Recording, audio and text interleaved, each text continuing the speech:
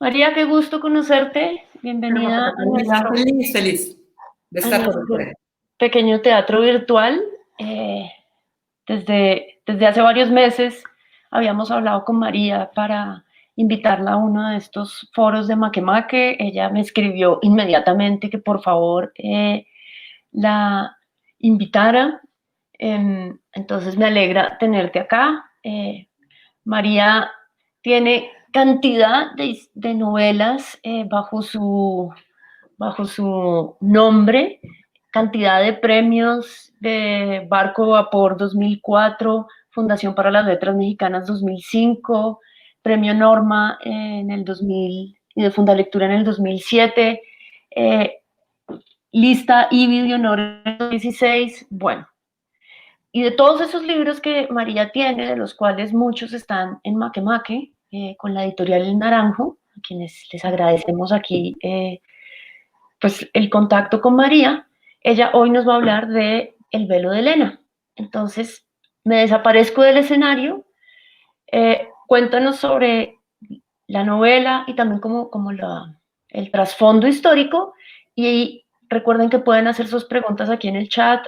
Yo estoy leyendo y todo eso. Me desaparezco. Muchas gracias, Catarina. Pues qué oportunidad me dan de hablar de esta novela, El velo de Elena, publicada por Ediciones El Naranjo e ilustrada bellamente, aquí la tengo, por Claudia Navarro, que tuvo un encuentro muy importante con el personaje. Esta novela mía llega pues ya en la recta más reciente de una trayectoria consagrada a buscar en la memoria. Decía Jorge Luis Borges, y lo citamos bueno, yo lo cito cada que puedo, el libro es esta extensión de la memoria y de la imaginación. Y yo me he abocado a la construcción de esta literatura en esos dos pilares, con la memoria y con la imaginación. Decía Catalina que tengo premios y esto, pero de lo más querido que yo tengo, y afortunadamente, y gracias a la memoria, gracias a la imaginación y gracias a la novela histórica, es el cariño de los lectores colombianos desde 2007. Y ha sido precioso. Entonces, esta iniciativa de Makemake y del Naranjo, pues me llena de alegría, sobre todo en estos tiempos que estamos viviendo, donde estamos accediendo y nos estamos comunicando a través de Internet y así haciendo llegar los libros de una manera distinta. Yo he sido amante de la literatura de Homero desde niña. La descubrí pequeñita, a los 4 años, en un libro ilustrado de los dioses y todo, la Ilíada, y yo pedía que me enseñaran a leer, pues, para llegar a esto. Toda mi vida ha sido así, ha sido buscar la lengua, buscar el griego, leer, buscar estudios. Yo estudié Ciencias Humanas en esta carrera que se impartía en un edificio maravilloso, histórico, el claustro de Sor Juana Inés de la Cruz, en el centro de la Ciudad de México, preciosísimo. Ahí, bueno, estudiábamos arte, filosofía, historia y literatura, ¿no? A fin de cuentas nos decantábamos por alguna situación. Yo siempre enamorada de la literatura griega, buscándola, en fin. Yo entro a este maravilloso mundo de la literatura infantil y juvenil a través de la puerta grande del concurso Barco de Vapor en 2004, con una novela sobre los mitos griegos primigenios, el mito del laberinto, que es una investigación contemporánea de este mito. Y se llama El Disco del Tiempo y es sobre un objeto arqueológico que no ha sido descifrado, que tiene un texto en jeroglíficos. Yo lo descubro adolescente y para mí es que es lo mismo. Forma parte de mi misma búsqueda de este origen que tiene nuestra cultura, nuestro idioma, todo en esta fuente mística, mágica, tremenda, que rompe el tiempo, que es la cultura griega, ¿sí? Bueno, ya me voy rápido porque no hay mucho tiempo, pero en 2007 ganó el premio de Norma Fundalectura con la novela Querida Alejandría, sobre la hija de Marco Antonio y Cleopatra Selene, se llama La Chica, y fue mi abrazo, mi encuentro de alma para siempre, por siempre, con Colombia. Y con Colombia precisamente resucitamos esta Alejandría, y en este espíritu de poder viajar en el tiempo a través de la literatura, yo fui construyendo mi propuesta. Llego a Ediciones El Naranjo y la primera novela que hago es Copo de Algodón. Aquí se las tengo, se los muestro. Es que todo tiene que ver. Porque es la voz en primera persona de la hija de Moctezuma. Entonces, ¿qué estamos haciendo? Escribí esa novela sobre a la antigua Alejandría, en la voz en primera persona de Cleopatra Selene, una niña que tenía 10 años, cuando se pierde Alejandría, muere Cleopatra, muere Marco Antonio, a ella la llevan de rehén a Roma. En Colombia, el día de la premiación, mi querido amigo, que entonces pues yo no lo conocía, Guillermo López Acevedo, profesor, antropólogo, editor, escritor, él, que no me conocía, levanta la mano y dice, ya escribió un libro sobre una niña egipcia, cuando escribe uno sobre una niña americana. Y ahí nació mi idea de escribir Copo de Algodón. Sigo con El Naranjo después de esta novela y me voy a uno de mis sueños, que bueno, todavía no me lo acabo. Ponerme en primera persona, yo, pero ir en búsqueda de César, Julio César, ¿sí? Entonces se llama El Anillo de César, no está narrado en primera persona, pero sí soy yo escritora, yo persona, yo mujer enamorada de César, a través del tiempo, que fue en su búsqueda para encontrarlo. De César vino, del Anillo de César vino Dido para Eneas, una incursión en la Eneida, con El Naranjo. Luego vino con Colombia El Remo de Odiseo, donde ya otra vez la primera persona, y me pongo a escribir la Odisea desde el punto de vista de Nausicaa, la mujer, la chica más joven de la Odisea. Y esto ha conquistado a los lectores colombianos, a las lectoras, en primer lugar, a las maestras muchísimo, porque así como El Anillo de César resuma mi amor, mi enamoramiento histórico a través del tiempo de Julio César, pues así El Remo de Odiseo es el amor de Nausicaa por Odiseo. Entonces, así con eso, de esos tiempos, llego yo a el mito femenino por excelencia. Helena de Troya, la hermosa Helena. Helena, la causa de la guerra.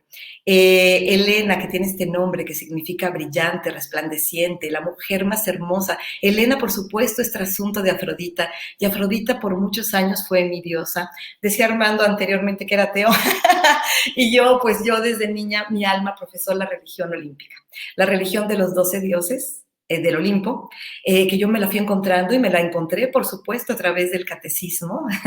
Todavía en el catecismo y en las historias de los mártires, yo lo que me encendía mi corazón de pequeñita, de 6 años, era ese mundo clásico, ese mundo romano que veía. Entonces, con todo lo que yo he investigado y llegado así en anillos concéntricos todo el tiempo de Ilíada y la Odisea, yo escribo en clave femenina y en primera persona la esencia de la Ilíada, ¿sí? La Ilíada es esta guerra, Ilión es la ciudad, es Troya, y allí pues el príncipe troyano Paris ha robado, ha raptado a Helena, que es la esposa de Menelao en Esparta, pero no es así, no es que la haya robado o raptado, es que ella se quiso ir.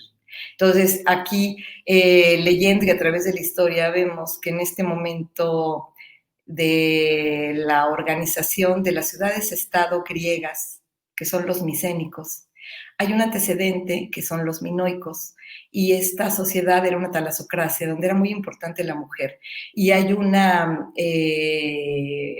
veneración a la diosa madre, y Helena precisamente va a ser trasunto de esa diosa madre, que también es la diosa doncella, que en uno de los mitos es Proserpina, Perséfone, raptada por Hades. Entonces, si a Perséfone la rapta Hades, pues en la Ilíada a Helena pues la rapta Paris, ¿no?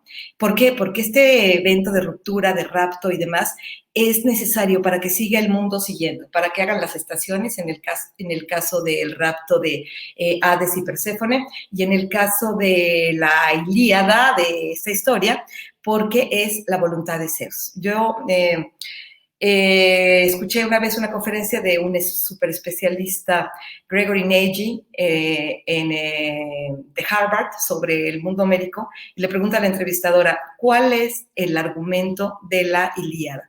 What is the plot of the Iliad? Y él contesta sencillamente, la voluntad de Zeus. Ah, caramba, ¿no? Entonces, ¿quién es Zeus? Zeus es Dios. El genitivo de la palabra Zeus, así, con la delta griega, es Dios. Si decimos, cada vez que decimos Dios, decimos Zeus. Estamos invocando a Zeus, el padre Día, el padre de la claridad, el padre de la luz, el padre de todo esto. Entonces, en lenguaje de mito, la guerra de Troya se lleva a cabo porque la tierra está sobrecargada. Fíjense nada más. ¿Qué estamos viviendo ahora? Pero bueno. Y entonces, Zeus, el padre Zeus, decreta esta guerra para que esta tierra se descargue. O sea, es como, pues eso, ¿no? De depredación, digamos, de tantos humanos y demás. Y así empieza precisamente la Ilíada, canta, oh diosa, la cólera de Aquiles, ¿sí? Cólera funesta que precipitó al orco, incontables almas de valientes guerreros aqueos. Ajá. Entonces la causa viene, la voluntad de Zeus es, pero ¿cuál va a ser el motor, Helena? El amor, ¿sí? La mujer más bella del mundo.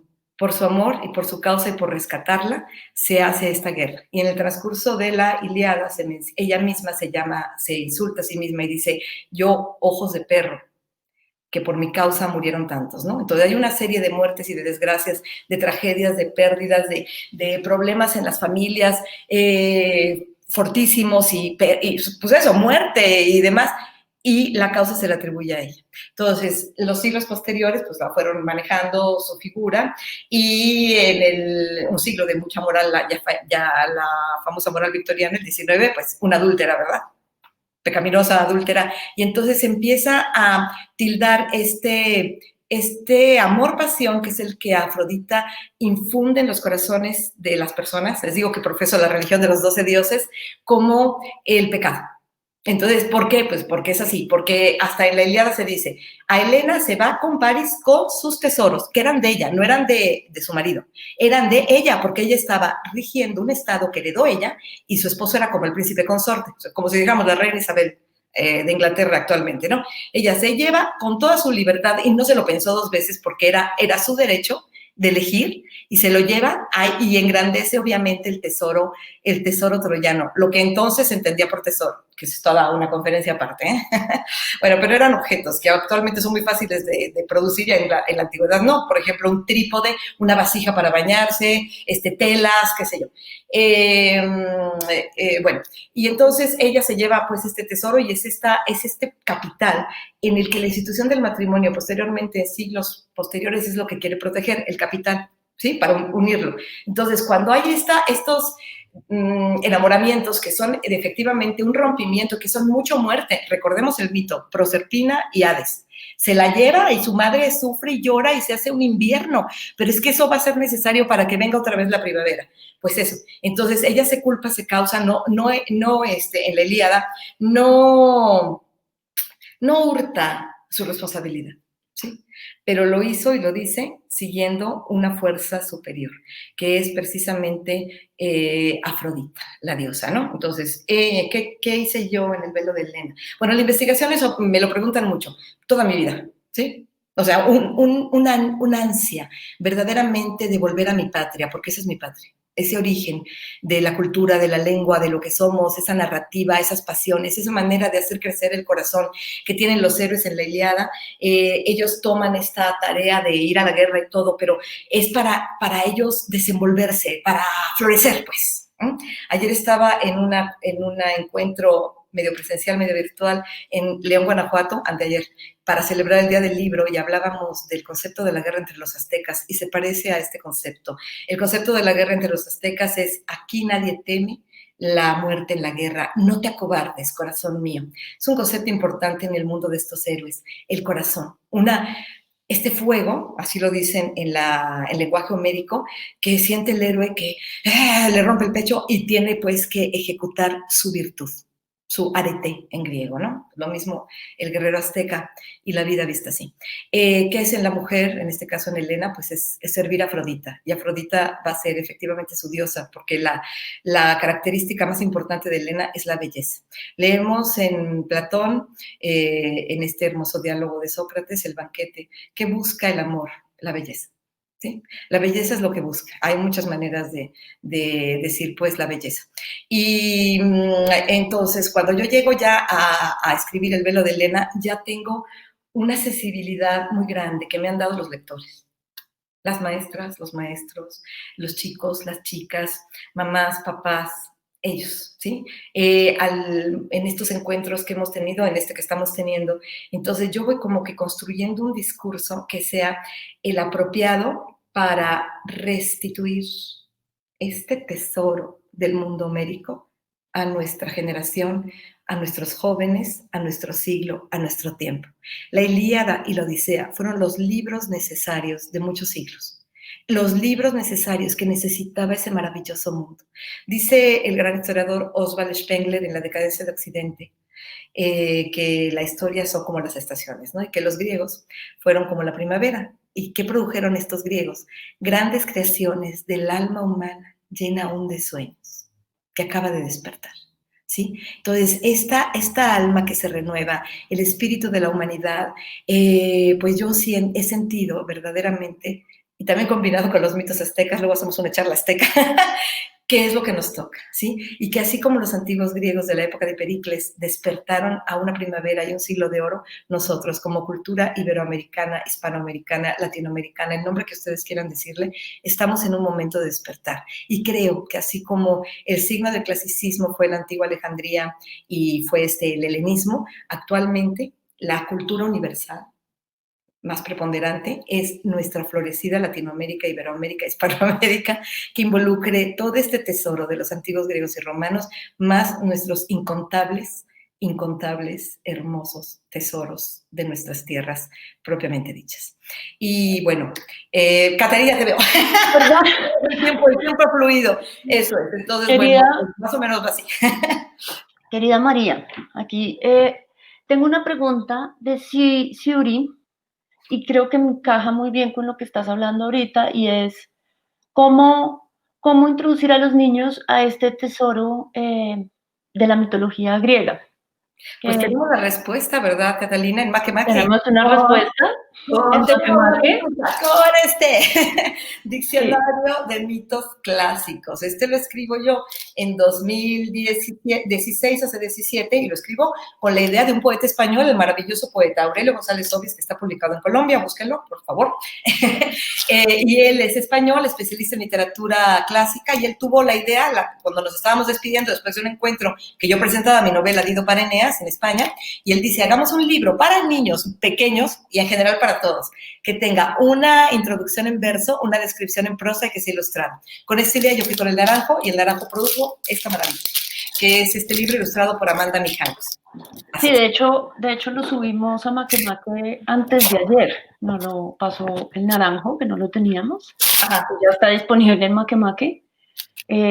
Yo, por mi parte, tuve la gran fortuna en la universidad de tener una profesora increíble que nos enseñó la Ilíada, nos enseñó a leer la Ilíada y a apasionarnos, digamos, con esa historia, al punto que yo hoy en día soy más fan de la Ilíada que de la Odisea. Sí, porque te hizo enamorarte de ella, pero es que... Pues, me hizo enamorarme más de ella y tener un poco más de resentimiento hacia Odiseo, que es un personaje como tan...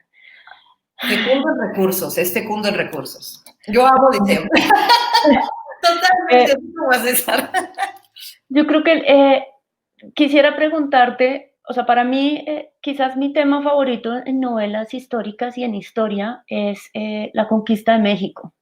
De muy joven tuve la oportunidad de conocer México y realmente pues ir al Templo Mayor es de las cosas más impresionantes que uno puede hacer, o ir a Teotihuacán. Entonces, quería preguntarte qué libros pudiera recomendarnos, novelas históricas, tanto del periodo, digamos, de la conquista, que supongo debes conocer varios y que te gusten, y también del periodo, digamos, clásico, grecorromano. ¿Qué cosas puedes recomendarnos, o para adultos y para jóvenes? No sé.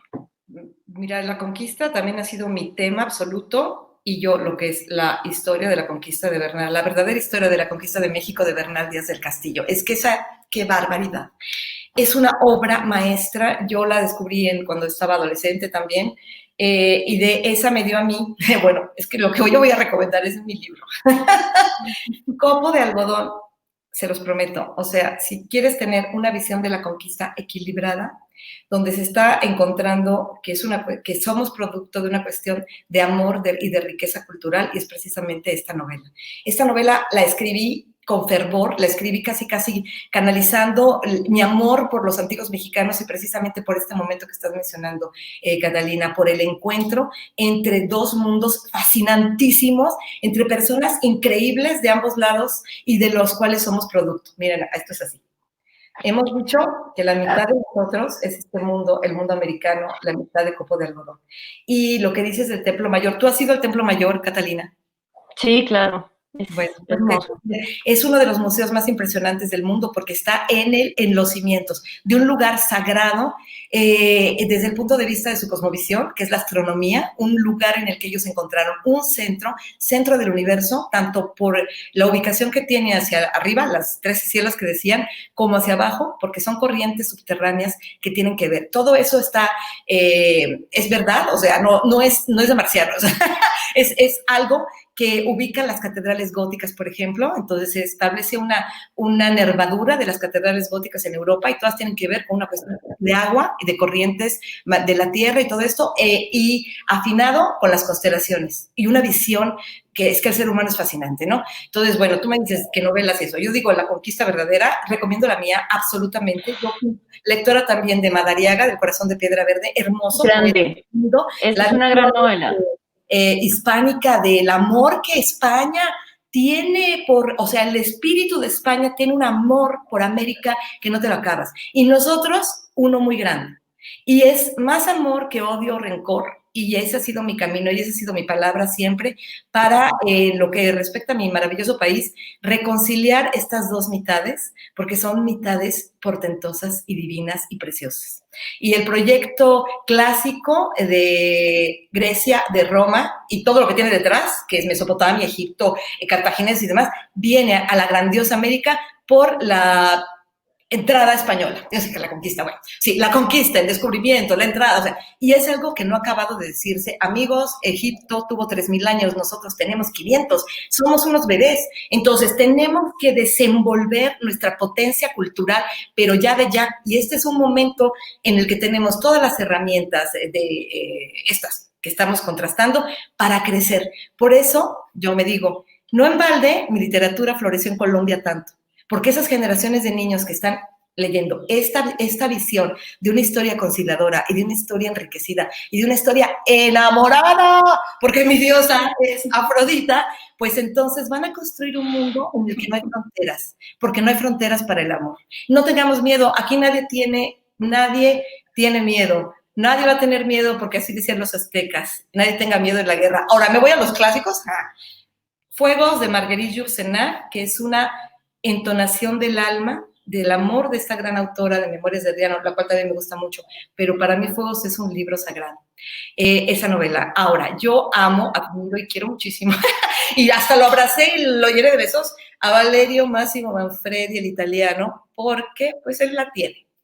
Él escribe, bueno, yo lo conozco desde los 90, cuando yo no era autora ni lo pretendía, pero amaba los clásicos y en sus obras dije, esto es lo que yo tengo. O sea, yo me considero una versión, bueno, como él, hacia lo mío, ¿no? Y así como él, porque siento que tenemos una misma percepción. Entonces, Valerio escribió Odiseo en una trilogía. La historia de Odiseo se puso en primera persona y se llama El mío no me es uno, pero está en español, está y se llama El juramento y el regreso.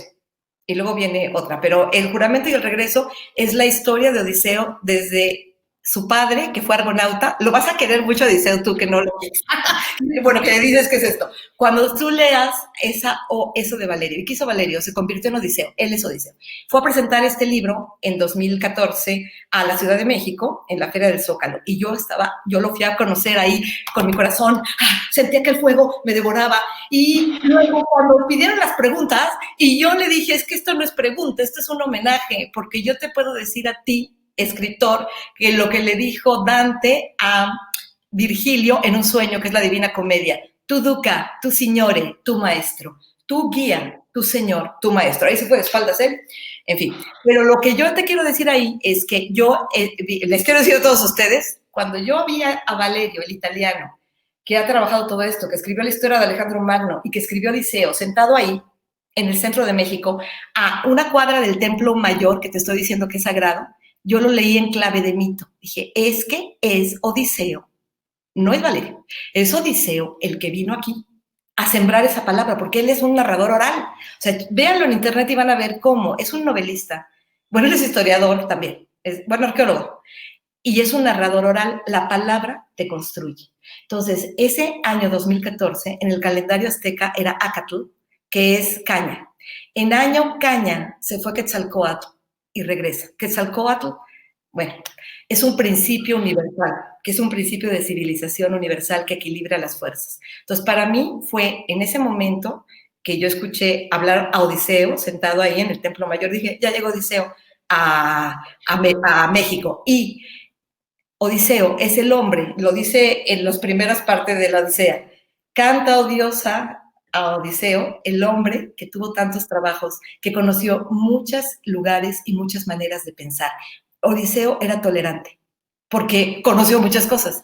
Entonces, si hubiera entrado Odiseo a América en la famosa conquista, pero los hubiera y los debí, los historiadores y Armando te va a decir que eso no tiene que ver, ¿verdad? Porque lo que pasó, pasó. Bueno, pero la visión griega, la visión de Odiseo es la visión de, pues así son aquí, pues hombre, o sea, el mundo es de muchas maneras, la mente es de muchas maneras, ¿sí? Y yo 2 años después, fui a ver al embajador de Grecia en México, lo invité al Templo Mayor, se lo guié, le entregué copo de algodón en sus manitas y le dije, señor embajador, es la primera vez que Grecia entra al Templo Mayor de los porque no había entrado, y entró en este momento. Y luego, bueno, yo fui a Grecia, ya pude realizar todos mis sueños de ir, y ahí fui al oráculo de Delfos, y tuve mi oráculo. ¿Y saben cuál es? El corazón de Grecia es el corazón de México, es el corazón de América. El centro del mundo, Delfos, es el centro de nuestro mundo iberoamericano. Entonces, bueno, esto era la pregunta de la novela, pero ves que en este caso, pues es pasión grande y es amor, y es el amor de Afrodita. Con esa experiencia de Valerio Máximo Manfredi en el Centro y Odiseo, yo escribí la novela El remo de Odiseo, publicada en Colombia, casi salida de la tinta así, mi editorial, que es Enlace Editorial, la publicó. Y se empezó a leer inmediatamente. Y yo fui con esta pasión y esta idea, he estado, y sí, lo sigo haciendo a través de internet, con esta idea, ¿no? De que estamos en un momento de unión de nuestras tradiciones culturales, la europea y la americana propiamente dicha. María, yo odio decir esto, pero tenemos nuestro siguiente invitado tras bambalinas. Aquí hay varios mensajes para, digamos, ya despedirte y que veas lo que han dicho por acá. Paulina, un gusto enorme oírte.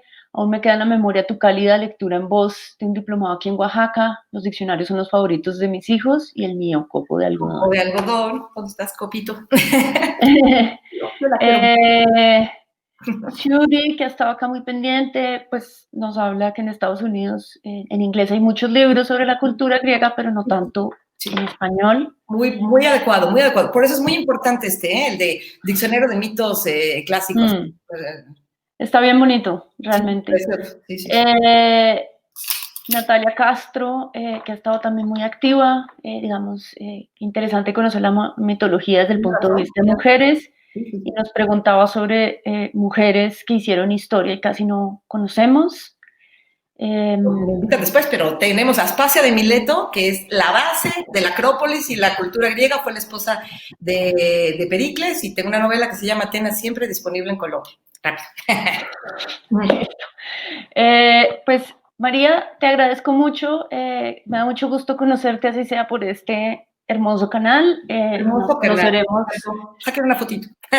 Saludos a todos los que nos siguieron, los queremos, esperamos vernos después presencial o por aquí, pero bueno, es hermoso y los felicito por la organización de este maravilloso foro. Gracias. Querida, muchas gracias. Y para hacer una bisagra americana, desde el Cono Sur, Nicolás Cruz. Hola María, hola Catalina, ¿cómo están? Muchísimo gusto. ¿Qué tal? Muchísimas gracias. ¿Qué tal, Nicolás? ¿Cómo estás? Muy bien, interesadísimo escuchándolas. Bueno, entonces... Gracias. Un abrazo, suerte. De México, Colombia, Chile, juntamos aquí el continente. Chao, María.